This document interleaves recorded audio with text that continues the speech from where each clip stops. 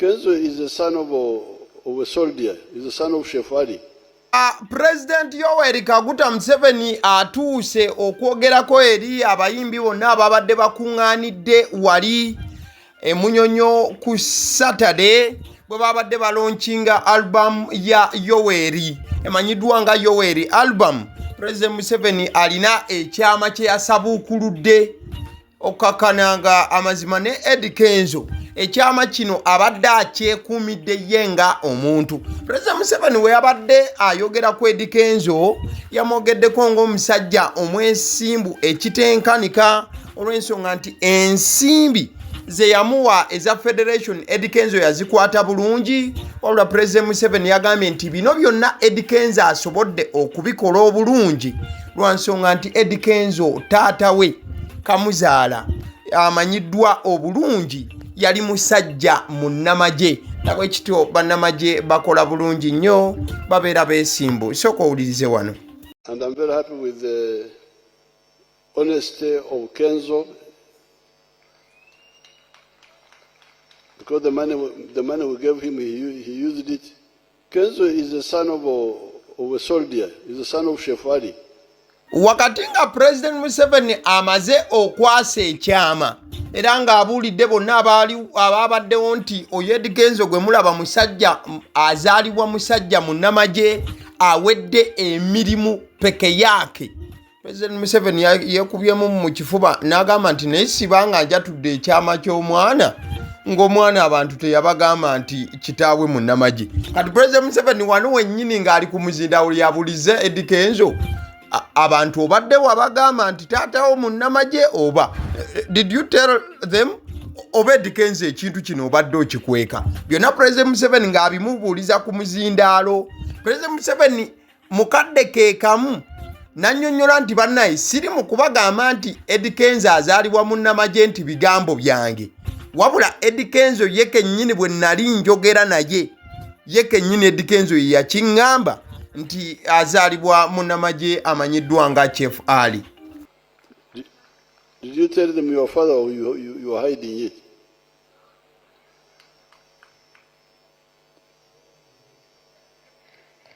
You told me he's the son of Chef Ali.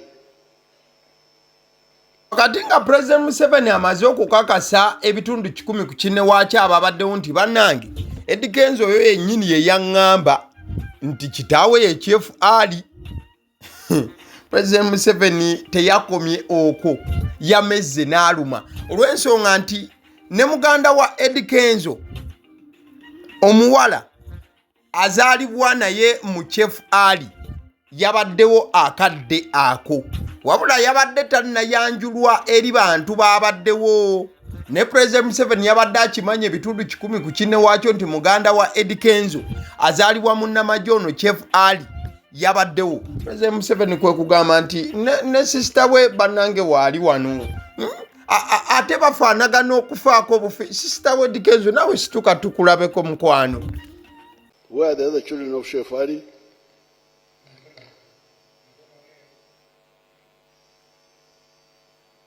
And he even resembles. Don't you see they even look a bit alike? They resemble. So I'm very happy. And I congratulate them. Byabadde bigambo bya President Yoweri Kaguta Museveni bwe amaze okubanga yassa ekyama kya Eddy Kenzo kye yazizzaako kyakubeera nga alaga essanyu ery'amaanyi n'okubeera nti ayoza bonna ababaddewo. Wabula njagala okujjukiza nti mwana mulenzi amanyiddwa nga Eddy Kenzo Musuuza azze akyogera lunye ebbanga lyonna nti ye kaana kambaata, kaana ka ghetto, kaana kambaata akatayina bwe kali era akatayina bwe kaali. Nabwe kityo President Museveni okuvaayo n'agamba nti Eddy Kenzo munnamagye, mutabani wa munnamagye awedde emirimu. Abaana ne batandika okuba nga batambuza ebigambo ne bagamba nti omusajja bulijjo tumanyi nti tunakuwala naye nti ffenna tuli wamu. Kumba omusajja ali muziranka eri mu baamagye. Njagala okujjukizaako nti Chef Ali eyabadde ayogerebwako amanyi amatuufu ye Eliya Mwine tugenda kuba tumwogerako mu maaso awo. Njagala nsooke ngende wa Eddy Kenzo tumalirize Eddy Kenzo, then tugenda eri taata wa Eddy Kenzo munnamagye ye yali ani, yali avaawa, yali akola ki era kiki kyalina ku byafaayo bya Uganda. Ku vidiyo eno woovaako ojja kuba weekotogedde mukwano gwange. Wabula njagala okujjukiza nti Chief Ali yali ava mu Kibanyi village Kiguma Kazo mu Mbarara, wabula ng'ate Eddy Kenzo ebbanga lyonna atugambye nti ye musajja asibuka Masaka era kaana kambata. Kati Eddy Kenzo ku bino byonna agamba nti temukijjaawo nti ye kaana kambata wadde President Museveni yabagambye bye yabagambye, ye musajja kaana kambata. Let's have Eddy Kenzo here. Zendi kaana kambata nze nkulidde ku street natandika okwerabira from the age of 5-6 until today. Nze nga simanyi taata wange yanisira, simanyi mama muganda wa mama wange, kusaidia mama wange nali manyiye ne taata we banane bafu. Mama wange yasooka kitaawe n'addako. Tegera taata we bamuziika na mutaka lya kanse ekyotera kubanga yalina yitaina baganda bebi bali awo. So mama wange twamuziika Ninzi Kalisizo Ninzi Buzirandu, bamuziika mu maka ga bakwano be baba ideni yali akagula n'akataka katono kaliye mu kyalo gani mukwano gwe ba family yali se family aga wakati yafuka walugana muzike wa era it's my family until today. Mwana mulenzi Eddy Kenzo Msuuza annyonnyola ensonga lwaki abadde tagamba nga bannayuganda nti ye mutabani wa munnamagye omutendeke era munnamagye ayina ebyafaayo ebizitoyera ddala ku ggwanga lino. Agamba nti engeri gy'ataakula na kitaawe ate ng'alina omuntu gwe yakula naye nga ye yali taata we oba gwe yayitanga taata we ebitundu 10 ku kinne waakyo. Eddy Kenzo yasalawo okubanga asirika aleme kubanga abuusa bannayuganda. Mukadeke kamu Eddy Kenzo agamba nti okutegeera taata we omutuufu nti yali munnamagye omutendeke awedde emirimu eyere yalwana ne President Museveni, agamba nti akitegedde ng'afuuse celebrity nga takyali kaana kambata ng'afuuse musajja wanjawulo. Era Eddy Kenzo okumanya ebyo kye yakola kwe kukola DNA, wabula nga yagikola ku ngumba z'omugenzi oba omubiri gw'omugenzi gwe yali ayita taata we omukulu. Yagenda ne bamugjayo Eddy Kenzo n'akola DNA n'azuula nti amazima gwe yali ayita taata we teyali. Kati mala okutandika n'okuyimba nfuse wa kabi waliwo abantu abajja ne proofs ez'enjawulo ne bandagako ebintu ebimu nendaba nga bikwatagana. So I decided to go. This thing is sensitive because nyina abantu benkuze nabo and they are my sisters, you know. I have my sister, I have Monday. I champaliriza to go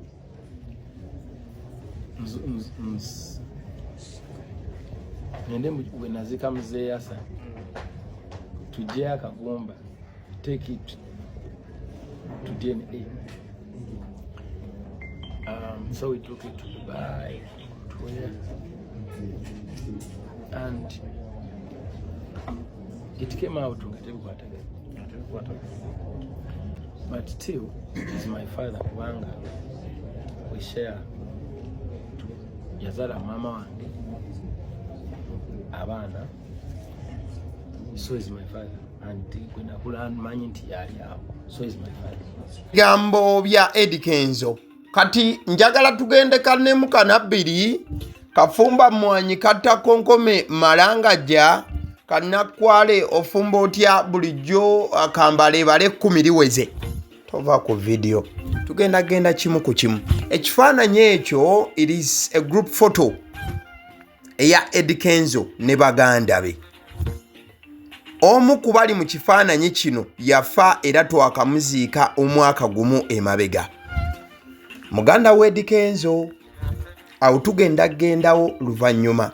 Kati soke tugende ku nsonga ebadde mudiiro eya Chief Ali taata wa Eddy Kenzo Msuuza ROOO 17 bwe banga yeye yali enamba entuufu okusinziira waliwo R00017 wuliriza taata wa Eddy Kenzo alina ebyafaayo ebizitowera ddala mu lutalo oluleeta gavumenti eriko essaawa zino era nga ebitiibwa ebituufu ye yali Brigadier Chief Ali.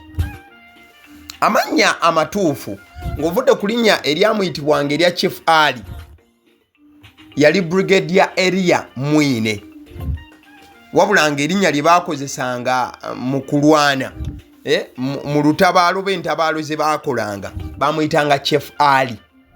Era nga kigambibwa nti ono yali munnamagye omu ku baali basinga okubeera n'empisa eza waggulu oba ez'ekika ekya waggulu, wabula mukadde ke kamu yaweebwanga ekitiibwa ate ng'atiibwa nnyo mu bannamagye abaaliwo. Oluvannyuma lwa Uganda ng'efunye independence ebiseera ebyaddako byonna mu maaso tuli ffenna, era nga ebyafaayo by'eggwanga lino UPDF na byonna okuva emabega musajja aweebwa ekitiibwa ky'amaanyi newankubadde yavadda mu bulamu obw'ensi eno. Kigambibwa nti Chief Ali yazaalibwa wakati mu myaka gya 5, kisuubirwa nti yazaalibwa 1955 era nga yagaana okubanga asoma secondary oba olusoma lwewandiise olwa secondary n'agenda ne yeegatta ku mwami Yoweri Museveni kati president w'eggwanga lino mu Front for National Salvation oba gye baayitanga Fronasa. Era bw'obanga ojjukira bulungi nnyo y'omu ku basajja abaakuba emmundu ne ssekukuba yenna okukakasa nti Idi Amin ali ttale. Omukulu ono kigambibwa nti olw'ennwana ze yakolanga yali wanjawulo nnyo era ng'erinnya lye livuga. Bw'oba ojjukira olutalo lwa 1981 paka 1986 oba gye baayita NRA Bush War, Chief Ali ye yakomandinga 11th Battalion okkakananga bazinzeeko Simba Barracks embalala mu 1985. By the way, omukulu ono yali mulwanyi y'engajje yeegatta bwegasi ku mwami Yoweri Kaguta Museveni. Era kigambibwa nti ebbanga lye baamala mu nsiko musajja yayigirizanga abalala ebyobufuzi oba kyoyinza okuyita siyaasa oba kiyite political education. Era musajja yayiyanga ennyimba ezo ze baayimbanga nga bali mu nsiko ezo simanya balina ezo ennyimba ambayiyoyo olusigamenti ye yaluyiya, wabula bagamba nti ebbanga lye baamala mu nsiko kyekimu ku bintu bye yakolanga ng'ayigiriza banne siyaasa n'okubeera nti abayigiriza ennyimba ezo ez'abawanga moraalo n'okusigala nga balumba omulabe. Chief Ali oluvannyuma lwa NRA okuwamba obuyinza bw'eggwanga lino yayongera okuba nga ranka zirinnya ne sekulinnya yenna. Era ojja kumujjukira division waliwo gye baali bayita 2nd division mu Fort Portal wamu ne 3rd division Mbale, yalinga akomandinga here and there. Era n'afuna n'obukulembeze bwa 4th division mu ggulu ekyamwongera amaanyi. Era ng'ojja kujjukira n'olutalo lwa Joseph Kony LRA oba Lord's Resistance Army waggulu mu mambuka ga Uganda yalwenyigiramu ebitundu 10 waakyo. Mu 1996 ono yaweebwa obukulu obwa acting chief of staff era nga yali adda mu bigere bya Brigadier Sam Nanyumba. Era nga kigambibwa nti bangi bamwegombanga. Era oyo bw'oba ojjukira bulungi General Salim Sale oba goyinza okuyita General Caleb Akandanaho yayogera ku mukulu ono nga omusajja eyali omwesimbwa ennyo nti ebbanga lye yamala mu magye teyakwatako ku nsimbi zitali zize. Taata wa Eddy Kenzo era nga bwaviira mu bulamu obw'ensi eno. Yali Julayi wa 1999 yafiira ku myaka gyali 44 gyokka Chief Ali. Era nga bw'ojjukira bulungi yenyigira oba ye yakomandinga nga operations ezaali mu Eastern Democratic Republic of Congo.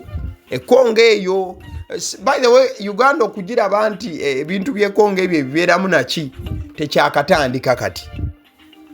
Omukulu oyo Taata we Eddy Kenzo y'omu ku baakomandinga nga operations ezaali nga mu Congo okulaba nti emirembe gitebenkera sayidi eyo.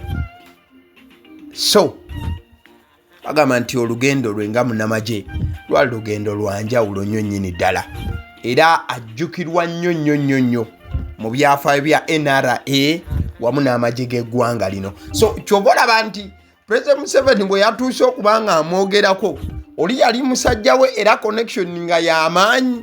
Kati President Museveni yabadde amwogerako mu kiti nti Eddy Kenzo ono gwe mulaba obwesimbu bw'alina kati tebuva buvi mu bbanga, ne kitaawe yali musajja mwesimbu nnyo oba mukafuna. Kati katuddeyo ku kifaananyi kino, ndowooza musobola okuba nga mutegedde bulungi ekitonotono ekikwata ku Chief Ali taata wa Edrisa Kenzo Busoza. Kati katukomewoko sayidi eno ku kifaananyi kino. Ekifaananyi kino kye ky'Abaganda ba Eddy Kenzo. Eddy Kenzo be yakula nabo. Era nga ono gw'olaba mu kifaananyi omulenzi oba omuvubuka ye yali Mande Hassan Kiwalabye. Ono ye yali mukulu wa Eddy Kenzo okusinziira ku Eddy Kenzo gye yakulira. Era nga yali azaalibwa maama we ne taata we. Though Eddy Kenzo akizuula luvannyuma nti taata waabwe nga bw'obalaba basatu wano si ye yali taata we amuzaala mu musaayi, yali just bba wa maama we gwe yakula naye. Era Eddy Kenzo yakula ebbanga lyonna akimanyi nti bano bakulu be mutaata, bano baganda be mutaata ne maama, wabula oluvannyuma akizuula nti taata teyali we nga maama yekka ye yali abagatta. Ekisinga okubeera ekyennaku ennyo mu October wa 2022 oba October 2022 muganda wa Eddy Kenzo oyo gwolabako akapointinze oba akasonze amanyiddwa nga Mande Hassan Kiwalabye twamuziika, yava mu bulamu obw'ensi eno. Ekyajja muganda wa Eddy Kenzo mu bulamu obw'ensi eno Mande Hassan Kiwalabye yalumbibwa agavubuka gakyala kimpadde ekatwe mu October owa 2022. Bwe baamulumba baamukuba bubi nnyo era baamuleka nga embeera y'obulamu gyalimu mbi, era baamulekera ebiwundu bingi. In fact baamumenya oluba, baamukuba oluba bubi nnyo. Era Eddy Kenzo amawulire agamanya luvannyuma nti muganda we yali akubiddwa bubi nnyo era baamuddusa mu ddwaliro. Wabula Mande we yatwalibwa okufuna obujjanjabi awo ku Buganda Road, abasawo bagezaako okubanga bataasa obulamu bwe era bamugezaako okubanga bamukolako operation ne bamuwa n'eddagala asobole okuba nti obulamu abuyitamu. Wabula waayitawo akabanga katono nnyo obulamu bwa muganda wa Eddy Kenzo ne bwongera okubanga bwonooneka, n'addamu n'addusibwa mu ddwaliro. Wabula mu lugendo awo embeera y'obulamu bwe yakyankalanira muganda wa Eddy Kenzo amanyiddwa nga Mande n'alugulamu obulamu. So kati beebo baganda be yakula nabo sayidi eri. Wabula bino byonna byazuukuse n'okuvaayo oluvannyuma lwa President Museveni okwatula nti Eddy Kenzo muganda mutabani wa munnamagye bintu si byangu. Kati omukyalo ono oba omuwala ono gwolaba ye muganda wa Eddy Kenzo. Mutaata ono yazaalibwa Brigadier Chief Ali munnamagye eyava mulamu obwensi eno. Kati ono gwe baba bamuzaala naye mutaata Eddy Kenzo yono abeera mwannyina bwe bamuzaala mutaata. Era ono naye yayanjuddwa lunaku lwajjo era President Museveni n'agamba nti tolaba we bafaanagana. So bino oluvannyuma lw'okuvaayo abaana batambuza ebigambo ku social media awo, abaana basiibye batambuza omugambo ne bagamba nti Eddy Kenzo lwaki bulijjo tokitwatulirako? Musajja gwe toli musajja w'amaanyi bwotyo. But that is it. So bino byonna nkugamba ebyabadde wali emunyonyo ku Speak Resort.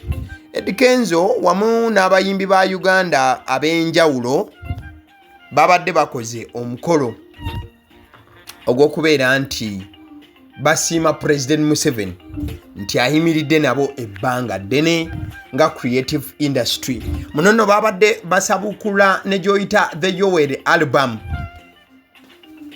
Babadde basabukula album namba eya Yoweri. President Museveni we yazze ku mukolo guno yasuubizza okwongera okuwa abayimbi bano ssente endala. Wabula yabagambye nti ssente agenda kuzibawa ng'akalulu kawedde. Era President Museveni yabagambye nti nze okubawa biliyoni 10, biliyoni 2 ne mba mwagala biliyoni 3 obwo si buzibu. Obwo si buzibu mwe temukyeraliikirira ekyo. In fact President Museveni we yabadde asisinkanyeko abasiraamu gye buvuddeko nga tannajja ku mukolo guno yasoose kusisinkana basiraamu ab'enjawulo be basponsoring ogenda kuhijja ne humura. Bwe yabadde ayogera nabo yabagambye temweraliikirira ku kya ssente. Temugenda gamba nti ssente zino zirina obuzibu nga okusinziira obusiraamu bwe bulamula. Yabagambye zino ssente tuzibawa zisigalamu mmwe. Kati kyandiba nti kino ne ku sayidi y'abayimbi nakyo bwe kigenda okubeera. In fact beebaziza nnyo Eddy Kenzo ku nkwata gye yakwatamu ssente ne bagamba nti wamma gwe musajja agwanidde okuba nti akasente kamuweebwa kubanga amanye engeri y'okubanga akamanejinga. Njagala kutegeeza kuba naffe aba Honey Bites bano bagamba nti balina package y'omwana adda ku ssomero. Omwana bamuwa ebyokulya ebyenjawulo byasobola okuwangala nabyo ku ssomero. Yogera ku daddies, yogera ku binyeebwa mawogola, yogera ku bintu nga cupcakes, yogera ku decorated donuts. Naffe aba Honey Bites babirina butevura ennyo nnyini ddala. Sobola okubanga obakubira ku 0709 787508 be bannaffe aba Honey Bites. Mukadeke kamujaga kutegeeza ku bannaffe aba Alson Painters UG bano basiizi ba langi. Bagamba nti olina ekizimbe kigenda kuggwa okuzimbibwa bayite bajja kubanga bakikusigira langi mu ngeri gyojja okusinga okubanga osiima. Kyolina okukola kyakubanga obakubira ku 0705 193636. Ate gwe atali mu ggwanga osobola obaweereza ka WhatsApp message. Bannaffe aba Alson Painters UG basobola okubanga batuuka ku site ne bakubalira omulimu ne bakuweereza quotation oba embalirira ne muteeseganya ate ensonga ne zigenda maaso bulungi. Njagala kutegeeza nti omuntu atuula emabega w'omuzindaalo each and every day nabanga kutuusako information mbujjuvu bwayo wano ku YouTube channel eyagaliwo yenze abasiddi omusunsuzi. Yes, kyolina okubanga okola kyakuba nti olikinga video eno. Bw'obanga omaze okulikinga video genda mu comment section owandiikewo ki kyolowooza. Bw'omaliriza okubanga owandiikawo kyolowooza video eno gisharingire muno asobole okubanga agifuna. Kati gwe atasubscribing nga ku YouTube channel eno mbasiima nkyokola subscribing ku mukutu kura information bweti.